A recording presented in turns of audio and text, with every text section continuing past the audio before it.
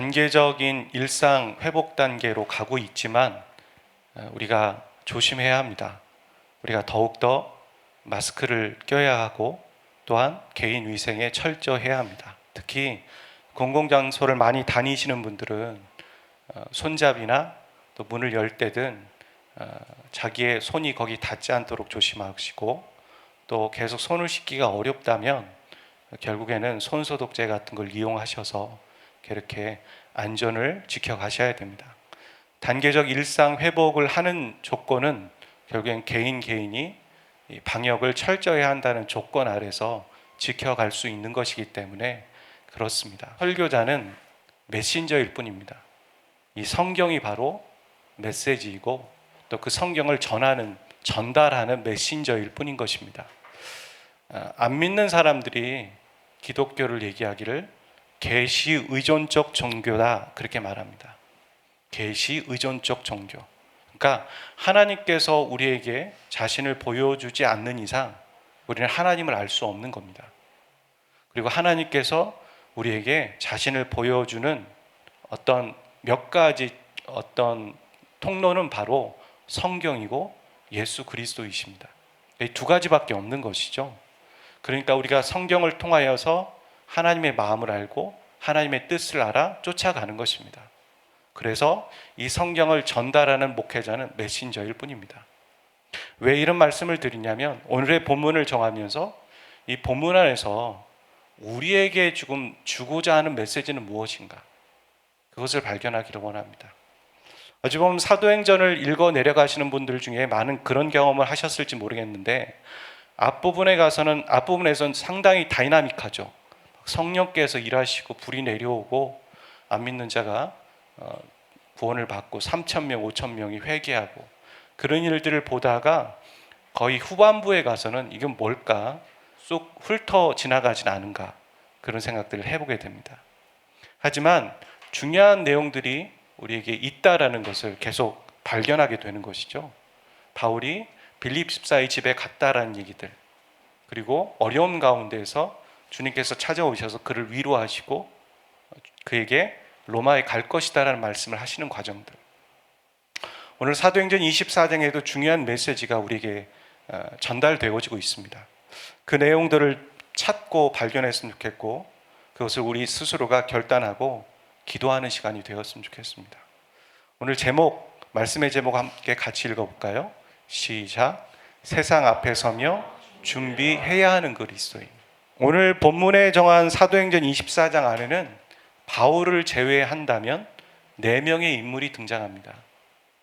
성경에 인물이 등장하면서 우리에게 전달하고자 하는 메시지가 있는데, 그 4명의 인물을 소개할 때 여러분이 좀 이것을 떠올리셨으면 좋겠습니다.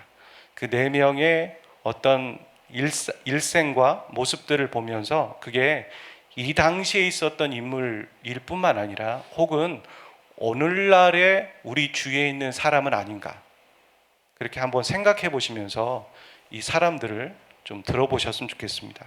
첫 번째는 아나니아입니다. 우리가 바울이 눈이 멀었을 때 안수했던 제자 아나니아가 아니죠. 동명이인이죠. 대제사장 아나니아입니다. 로마라는 나라는 이 식민지 정책을 효과적으로 펼쳤습니다. 그게 뭐냐면 어떤 디테일한 것까지 다 간섭하는 것이 아니라 아주 중요하고 큰 것은 본인들이 관리하지만 중요하지 않다라고 생각하는 것은 식민지 사람들에게 그냥 맡겨버렸습니다.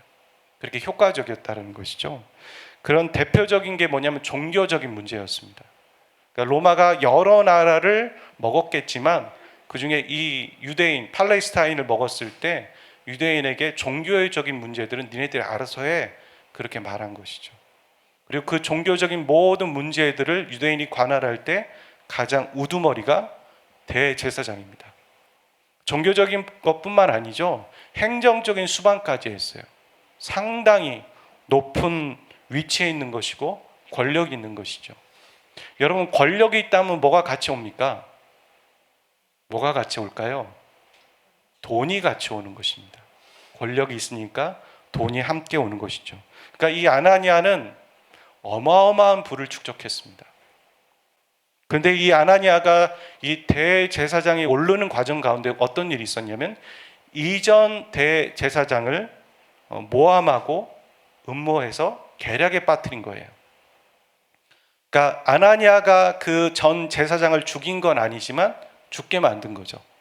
그걸 뭐라고 오늘날로 얘기하냐면 살인교사라고 얘기합니다. 이런 것처럼 아나니아는 그렇게 포악하였고 탐욕한 사람이었습니다. 그래서 이 대제사장의 임명은 로마에서 했거든요. 그러니까 로마에 아첨하고 눈치를 봤던 그런 사람이 아나니아였습니다. 그렇게 돈이 먼 사람이었던 이 아나니아가 바울을 로마 정부에 고소하는 거죠. 오늘 본문에 보면.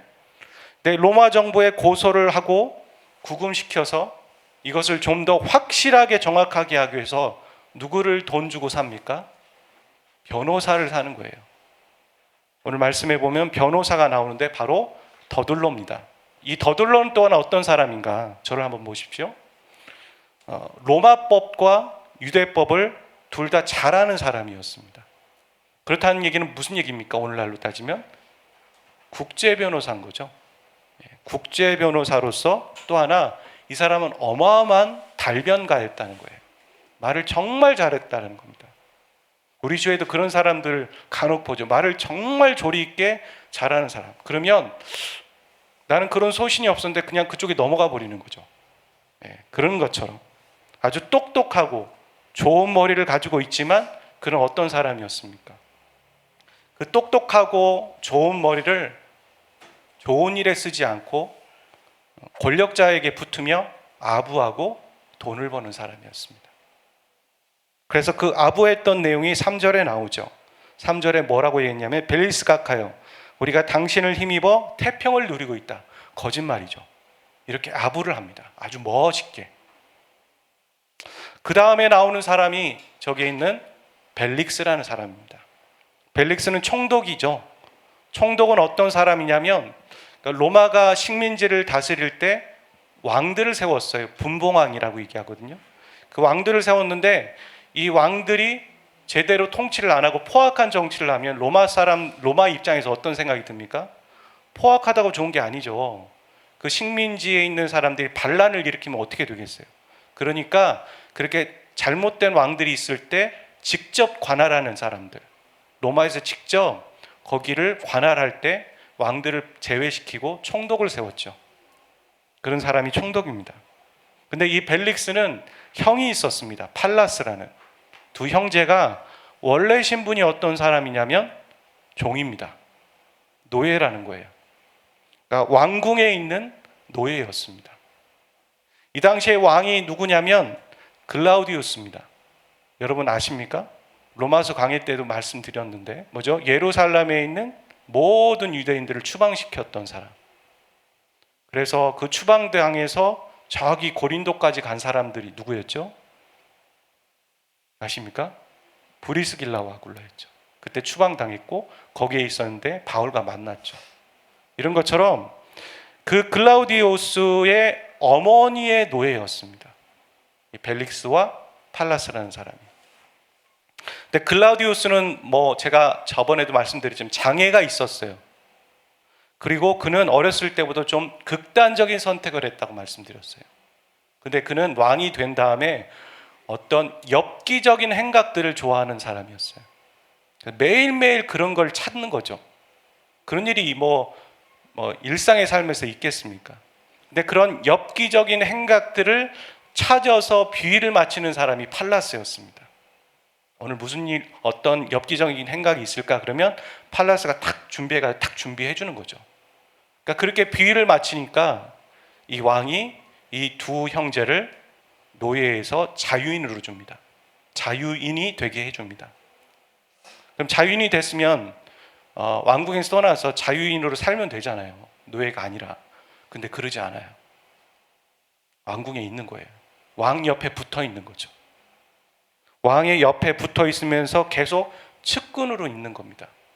이 두 사람은 뭘 깨달았냐면 노예로 살다 보니까 우리가 바닥에 있다 보니까 뭐니 해도 머니가 최고다. 그런 생각을 하고 돈을 모으려고 혈안이 되어 있었습니다. 그래서 왕의 옆에서 떠나지 않으면서 계속 그런 엽기적인 행각들을 본인들이 찾기에는 또 어떤 에피소드가 한계가 있잖아요. 레파토리가. 그러다 보니까 다른 사람들을 연결해서 브로커의 역할을 한 거예요. 팔라스와 벨릭스가. 그러면서 어마어마한 부를 축적하게 됩니다. 그리고 그 부를 가지고 신분을 하나 사죠. 그게 뭡니까? 총독이에요. 그러니까 엄청난 신분 세탁을 한 사람이 바로 벨릭스입니다. 노예였던 사람이 지금 총독이 되어 있는 것이죠. 또 하나가 두루실라입니다. 이 두루실라는 지금 현재 이 본문에서는 벨릭스의 아내로 나오는데, 이 두루실라는 어떤 사람이냐면 예수님이 태어났을 때 그 태어났던 아이들의 2살 아래에 있는 모든 아이를 죽여라 이렇게 선포했던 헤롯 대왕이 있지 않습니까? 그 헤롯 대왕의 손녀가 됩니다. 그는 유대인이었어요. 근데 그는 문헌에 나올 정도로 엄청 이뻤어요. 근데 그는 이 시리아 왕의 정략 결혼을 위해서 가서 결혼을 합니다. 본인이 가고 싶어서 갔겠어요. 예, 부모의 권유에 따라서 정략 결혼을 해서 화친을 하기 위해서 가는 거죠. 싸우지 않기 위해서. 정략 결혼을 해서 갔는데 그 결혼이 순탄했겠습니까? 그러지 못한 거죠. 그래서 돌아옵니다. 돌아와서 벨릭스와 결혼을 하게 된 거죠. 다시. 이 네 명의 사람들은 어떤 사람들이냐면 돈이라면 모든 것을 할 수 있다. 권력이라면 모든 것을 할 수 있다라고 생각하는 그런 사람들의 대표 인물들입니다. 그런 사람들의 네 명이 이 바울을 구속하고 공격하고 붙잡고 있는 거예요. 먹잇감에 내던져진 거죠. 바울은 지금. 여러분이 어떨 것 같으십니까? 성경에 보면 그런 얘기를 하지 않습니까? 바울을 죽이지 않으면 내가 먹지도 않고 자지도 않겠다라는 특수부대가 40명이 있었다는 거예요. 여러분, 한 명도 그렇죠. 이 4명의 권력 있는 사람들도 있고 밖에는 40명의 사람이 기다리고 있어요. 여러분은 어떨 것 같으십니까? 한 명도 힘들잖아요. 그렇죠? 한 명도 감당하기 힘든데, 나를 공격하는 사람이 있으면 한 명도 힘든데 이 많은 사람들이 있는 것 가운데 바울은 내던져져 있는 거예요. 그럼 우리는 그런 생각들을 하죠. 하나님 어떻게 하시려고 바울을 저기다 두셨냐고. 과연 하나님의 의도는 뭐냐고. 이런 생각들을 하게 됩니다. 아주 힘없이 무기력하게 좀 쥐도 새도 모르게 죽을 수도 있는 상황이에요. 이런 상황 가운데서 무슨 선한 판결, 공의로운 어떤 정의를 기대할 수 있겠습니까? 기대할 수 없죠. 이게 바울만이 처한 상황이라고 저는 생각하지 않습니다. 그리스도인이 세상을 살아가면서 우리는 이런 상황이 놓이게 돼요. 하나님의 말씀대로 살아가려고 하는데 더 안 좋아지는 거예요. 주중에 어떤 형제랑 이런저런 얘기하다가 저는 그 형제의 아쉬움과 이야기에 참 공감합니다. 자, 그리스도인들 가운데 참 높은 위치에 있고 권력이 있고 돈 있는 사람이 선한 영향력을 펼쳤으면 좋겠다. 이 땅에 지금 교회와 그리스도인들이 욕먹고 있는 일들 가운데 그런 사람들이 나서서 더 선한 영향을 끼치고 중화시켜주면 좋겠다. 과연 있냐? 그래서 분명히 있을 거다. 있다. 근데 그들은 잘 드러나지 않는다. 그런 얘기들을 한 것 같아요. 하지만 제 안에 있는 내용도 그렇고 그 형제에게도 그 다음에 그런 얘기를 했어요. 근데 하나님은 그런 높은 권력에 있는 사람들을 통해서 하나님의 일을 하시는 게 아닌 것 같더라. 그런 사람들의 역할도 분명히 있다. 그것도 하나님의 일이 아니라고 얘기할 수 없다. 하지만 성경에 있는 내용들을 보면 그렇게 일하지 않으시는 것 같더라. 왜냐하면 예수님은 마구간에 오셨다. 동방박사 사람들이 왕이 왔다고 하니까 궁전에 들어간 거죠. 당연하죠. 근데 그런 우리의 상식들을 뛰어넘어서 마국간에 오셨다는 겁니다. 방이 부족해서 마국간에서 태어날 수밖에 없었다가 아니죠. 하나님이 얼마든지 원하신다면 예수님을 궁전에서 태어나게 하실 수 있는 거예요. 그게 상징적인 의미죠. 낮은 데 임하시는 주님. 그리고 이 바울도 그렇고 초대교회에 있는 수많은 순교자들과 12사도들은 높은 위치에 있지 않았어요.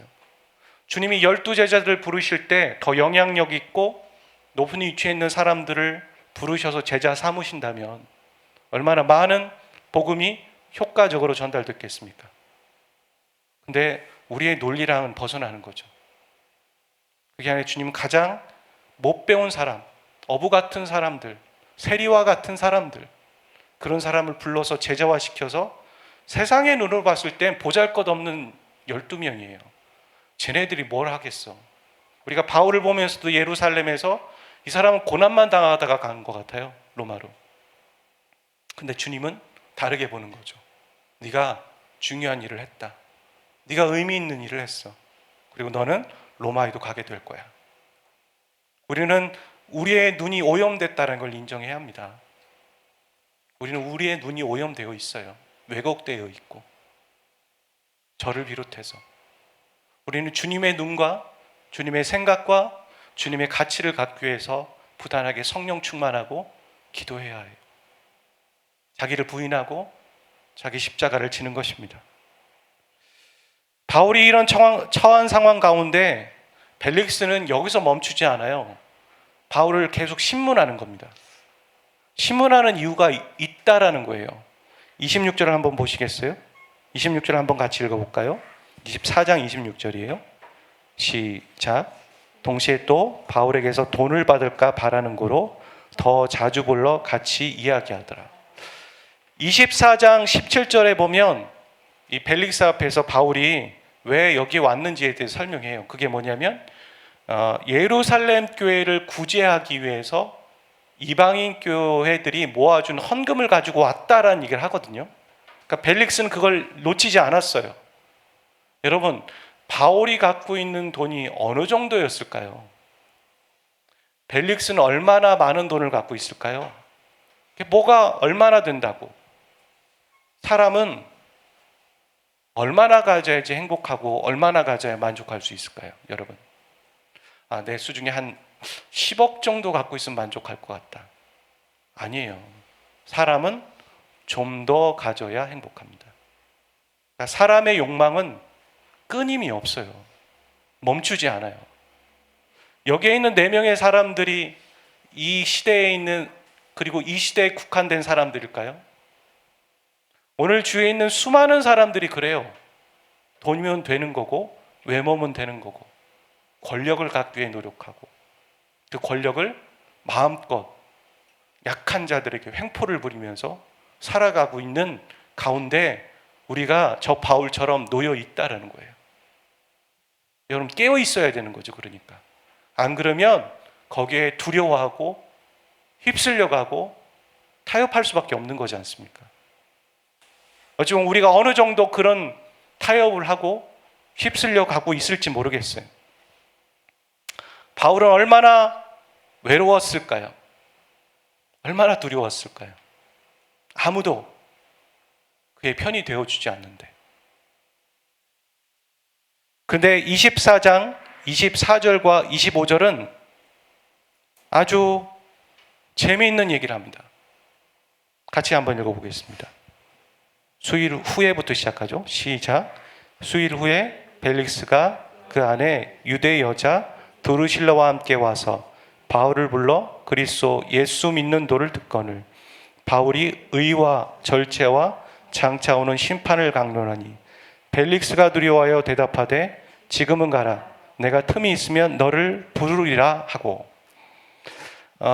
성경에는 없는데 문헌을 조사하다 보니까 그런 얘기가 있었어요.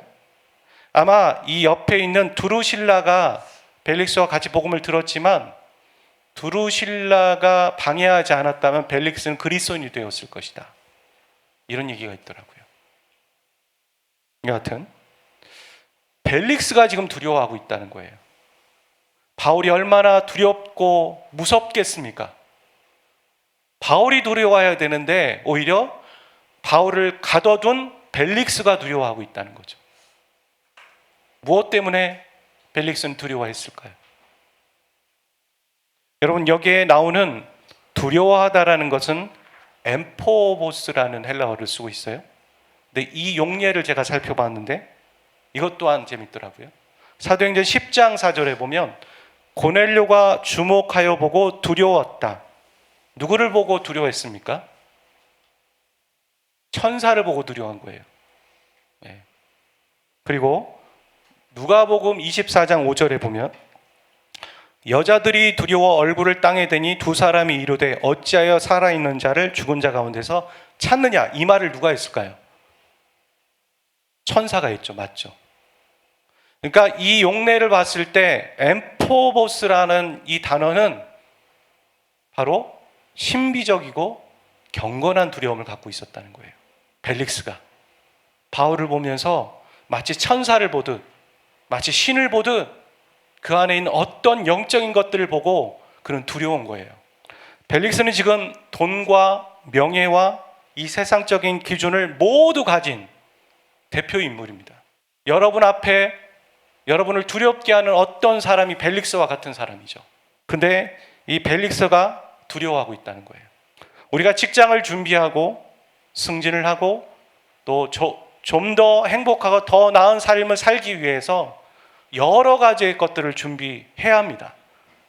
그리고 그거 준비하는 게 맞습니다. 자격증을 따고 스펙을 쌓아야죠. 하지만 그것만 쌓으면 안 되죠. 그거와 함께 무엇을 준비해야 됩니까? 영적인 스펙을 쌓아야 하는 것이죠. 누가 우리를 보고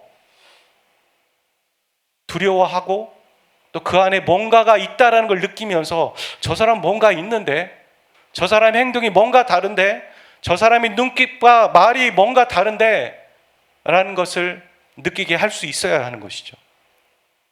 그게 바로 전도이고 그게 바로 예수 그리스도를 드러내는 인생이니까요. 사람들이 자기의 스펙을 쌓았는지 모르겠지만 이 영적인 스펙을 쌓으려고 하지 않는 거죠. 그런 얘기를 하지 않습니까? 소금이 짠맛을 잃으면 밖에 버려진다고. 무슨 의미가 있겠냐고. 그게 바로 그리스도인의 모습 아닐까요? 그리스도인이 세상과 똑같이 살거나 흉내내어 사는 걸 보고선 사람들은 그래, 그럴 수 있어라고 말하지 않아요. 겉은 그렇게 얘기하고 아무 얘기도 안 하지만 뒤에 가서 자기네들끼리 욕해요. 어떻게 그리스도인이 저럴 수 있냐고, 어떻게 교회가 저럴 수 있고 어떻게 목사가 저럴 수 있냐고 욕하더라고요. 그들이 욕하는 이유는 무엇입니까? 우리에게 이 엠퍼포스, 신비하고 거룩한 어떤 두려움을 느끼길 원하고 있는 거예요. 근데 우리는 그것들을 보여주지 않고 뭘 합니까? 세상적인 것들을 보여주려고 노력하죠. 그걸 맞추려고 노력하고, 심지어 교회가 그렇게 하려고 하는 거죠. 잘 안 되니까 세상적인 방법을 쓰려고 하는 겁니다. 혹은 교회 안에 들어온 자기네들도 느끼지 못하는 어떤 물질 만능주의적인 것, 그러니까 성경적이지 않은 것, 모든 것, 그게 세속적이다라는 거죠. 그것들을 교회 안에서 자연스럽게 하면서 그것이 하나님의 일이고 하나님의 일이 되기를 바라는 모습들이 우리 안에 있을 수 있는 거죠. 얼마든지. 또 교회된 내가 그렇게 저 세상 안에서 그렇게 살아가는 것이죠. 이 벨릭스는 바울의 어떤 것을 보고선 그 신비로움을 느꼈고 신적인 능력과 하나님을 봤다라고 생각할 수 있었을까요? 저는 사도행전 20장 23절과 24절을 보면서 그것이 이럴 수 있었겠구나 라는 생각들을 해보게 됩니다. 23절 24절 같이 한번 읽어볼까요? 오직 성령이, 시작. 내가 달려갈 길과 주 예수께 받은 사명이 있었던 거예요. 그리고 곧 하나님의 은혜의 복음을 증언하는 일이 바로 사명이라는 것이죠. 그 복음, 그 예수 그리스도, 그 예수 그리스도가 자신을 바꿨거든요. 예수 믿는 사람을 핍박하고 교회를 핍박하고 그들을 죽이는 걸 마땅하다고 생각했고, 스테반이 죽는 걸 보고 저놈 잘 죽었다고 얘기했던 본인인데, 그 예수가 자신을 바꿨어요. 그리고 그 예수님이 자신 안에 있는 거예요. 그 예수가 자신 안에 있는 거예요. 근데 이 예수님이 자신을 바꾼 것처럼 또 다른 사람을 바꿀 수 있고, 그거를 위해서, 그 예수를 증거하는 일을 위해 본인이 부르심을 받았다라는 걸 잊을 수가 없는 거예요. 이 예수가 세상의 소망인데. 그러면서 그는 목숨을 걸었다는 거죠. 그게 사명이에요. 목숨을 걸을 만한 일. 제가 저번에도 말씀드렸죠. 사도 바울이 1차 선교를 출발하며 쭉 다닐 수 있었던 건, 그건 그 안에 있었던 사명이었다고. 사명을 갖고 있는 자, 예수의 목숨을 걸 수 있는 자, 그 안에는 이런 엠포포스와 같은 신비로운 것들이 드러나는 거죠. 여러분이 목회자가 되지 않더라도 여러분이 예수의 목숨을 걸고 예수님 이름을 걸고 본인들이 살아간다면 세상은 그 두려움을 느끼는 겁니다. 우리가 그곳에서 어떠한 일이 있어도, 그리 아니하실지라도 내가 주님 부인하는 일은 없을 것입니다. 그런 마음으로 살아가는 거죠.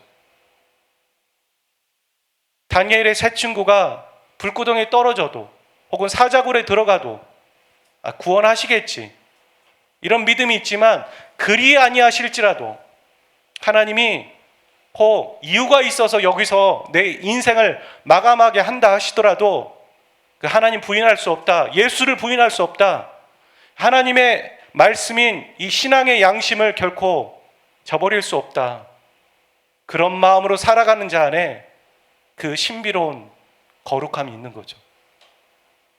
오늘 어찌 보면 교회와 오늘 우리 모두가 이 영적인 야성이 없는 거예요. 쉽게 타협하고 쉽게 무너지고. 여러분, 우리가 세상에 나갈 때 무엇을 준비해야 합니까? 여러분, 기도합니다, 말씀 봅니다가 아니라 예수가 내 안에 있다는 걸 인정하고 그 예수로 살겠다. 예수님이 나의 유일한 구원자다. 그것은 나의 죄의 구원자뿐만 아니라 나의 삶에도 분명한 예수님의 능력과 구원과 인도하심이 분명히 있다라는 믿음 갖고 나가는 거죠. 그랬을 때 내 안에 치유가 있어요. 여러분, 그냥 치유를 먼저 받는 게 아니에요. 내가 예수와 합했을 때 치유가 있는 겁니다. 그리고 그 안에 눈빛이 달라지는 거고 말이 달라지는 거고 주님을 증거하는 통로 역할도 할 수 있는 것입니다. 주님이 오늘 우리 교회된 우리 한 사람 한 사람에게 그렇게 요구하고 계십니다. 예수님으로 사십시오. 예수로 만족하는 인생 되십시오. 그런 우리 모두가 되실 수 있기를 주의 이름으로 축복합니다. 우리 찬양하도록 하겠습니다. 바람이 스치듯 삶은 지나가도 꺼지지 않은 소망이 있네.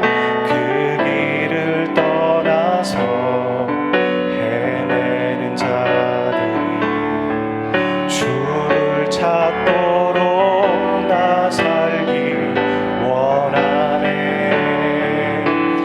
나의 삶은 내 주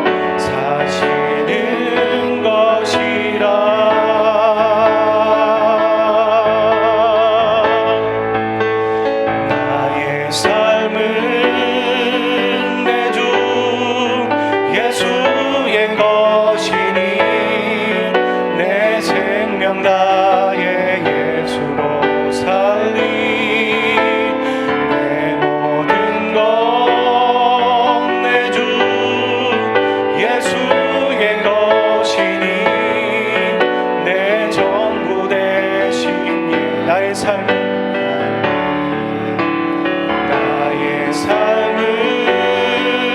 내 주 예수의 것이니 내 생명 나의 예수로 살리 내 모든 것 내 주 예수의 것이니 내 생명 나의 예수로 살리 내 전부 대신 내 전부 대신 예수로 살리.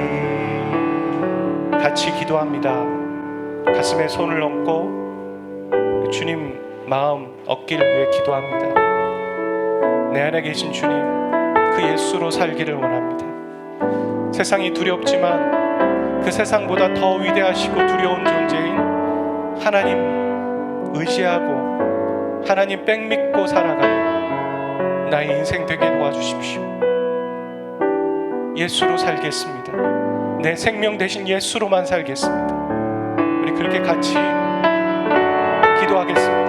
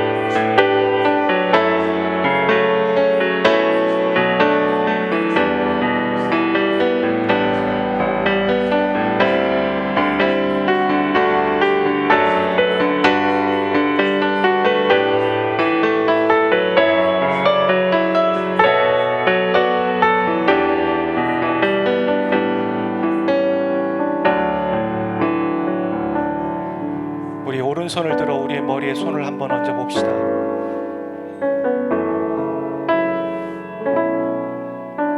주님, 교회를 핍박했던 바울이 눈이 멀었을 때 아나니아라는 제자가 내게 안수함에 그 눈에 있는 비늘이 벗겨졌던 것처럼 하나님, 세상이 두렵고 높다라고 생각하는 그 비늘이 벗겨지게 도와주십시오. 주님, 그보다도 더 큰 창조주 하나님을 우리가 의지하고 있으며 성령께서 우리 안에 계시다라는 것을 기억하며 발견하고 보게 도와주십시오. 우리 주위에 하나님께서 일하고 계시고 우리 주에서 하나님께서 그 일을 예비하고 계심을 영적인 눈으로 볼 수 있는 그 눈들이 이 형제와 자매들 가운데 뜨이게 하여 주십시오. 그 비늘이 벗겨지게 도와주십시오. 하나님의 살아계심을 보게 하시고 하나님의 두렵고 경외할 만한 그 영광과 위엄들을 보게 도와주십시오. 이 모든 말씀 우리 주 예수 그리스도의 이름으로 기도하였습니다. 아멘. 이제는 우리 주 예수 그리스도의 은혜와 아버지 하나님의 극진하신 사랑하심과 성령님의 교통하심이 하나님 말씀 듣고 결단하고 고백한 여기에 있는 모든 형제와 자매들 그 심령 위에 이제부터 영원까지 항상 함께 하시기를 간절히 축원하옵나이다. 아멘.